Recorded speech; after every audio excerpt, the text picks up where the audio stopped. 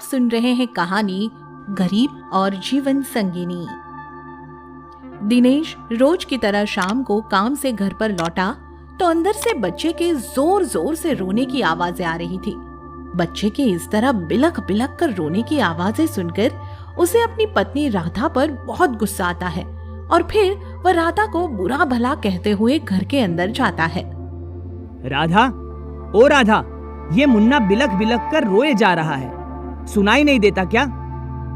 फिर जैसे ही दिनेश घर के अंदर आता है तो देखता है कि राधा तो बिस्तर में पड़ी करा रही है और मुन्ना उसके पास ही बैठकर रोए जा रहा है। तुम्हें क्या हुआ राधा? और ये मुन्ना क्यों रो रहा है? सुनो जी, मेरी बात में पूछना। पहले मुन्ना को चुप करा दो, वहां रसोई से दूध लेकर इसे पिला दो, चुप हो जाएगा। दिनेश मुन्ना को उठाकर गले से लगाता है तो वह रोना बंद कर देता है और फिर दिनेश राधा का माथा छूकर देखता है। तुम्हें तो बहुत तेज बुखार है। दोपहर बाद से ही बहुत तेज बुखार चढ़ गया और खांसी भी हो गई है। तुम घबराओ मत राधा, मैं तुम्हें अभी दवाई लाकर देता हूँ। उसके बाद दिनेश मुन्ना को साथ लिए ही दवाइयों की दुकान पर जाता है। भैया, मुन्ना की माँ को बहुत तेज बुखार है, कोई अच्छी सी दवाई दे दो। फिर दवाई लेकर घर आता है और राधा को दवाई देता है। लो, ये दवाई खा लो और आराम से लेट जाओ, देखना सुबह तक आराम मिल जाएगा।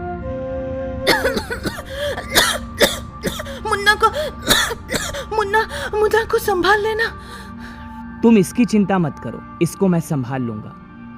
दिनेश रात भर जागकर राधा और मुन्ना दोनों की देखभाल करता है और सोचता है कि सुबह तक राधा बिल्कुल ठीक हो जाएगी, मगर राधा की तबीयत और अधिक बिगड़ जाती है।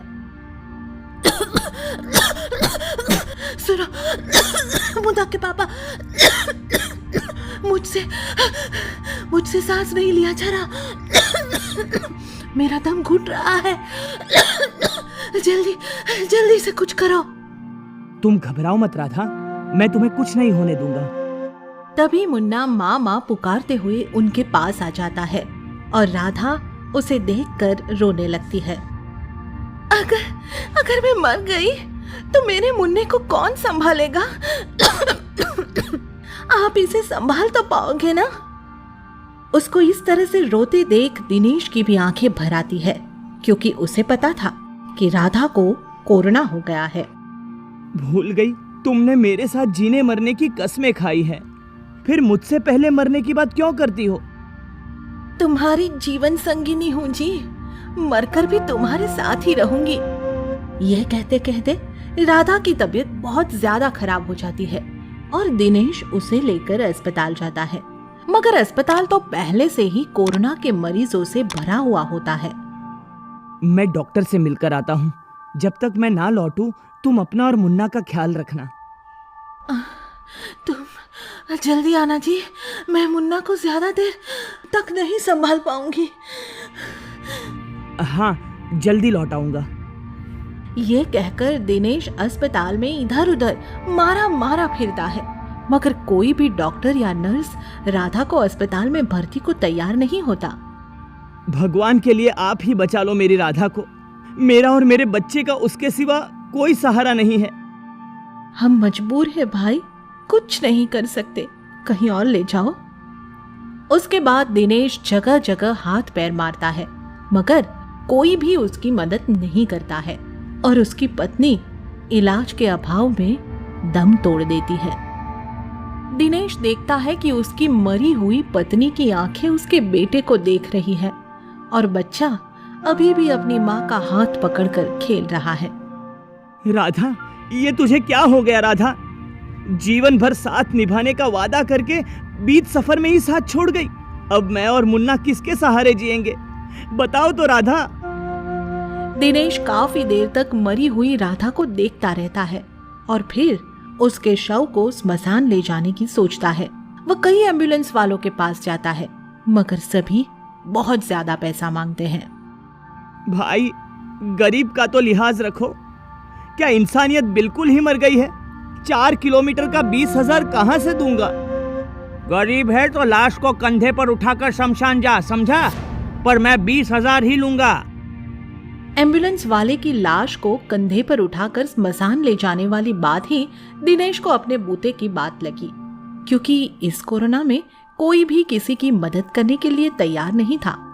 इंसानियत तो जैसे मर ही चुकी थी। वह राधा का शव कंधों पर उठाकर स्मशान ले जाता है। दिनेश कंधे पर राधा का शव उठाए हुए है और उसकी चुनरी से पेट पर मुन्ना को बांधे हुए है। स्मशान के द्वार आकर बाहर ही शव को जमीन पर लेटा देता है और स्मशान के रखवाले पंडित से बात करता है।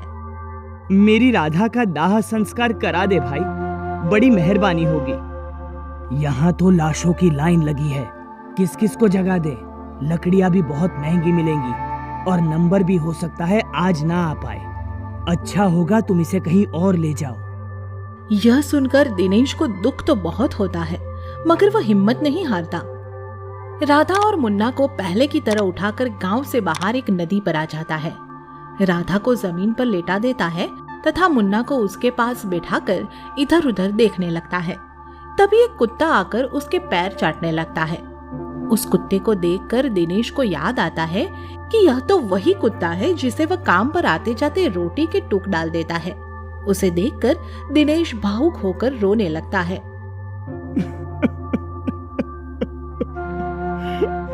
अबे देख, हमारी राधा चल बसी और हम इसका दाह संस्कार तक नहीं कर पा रहे हैं।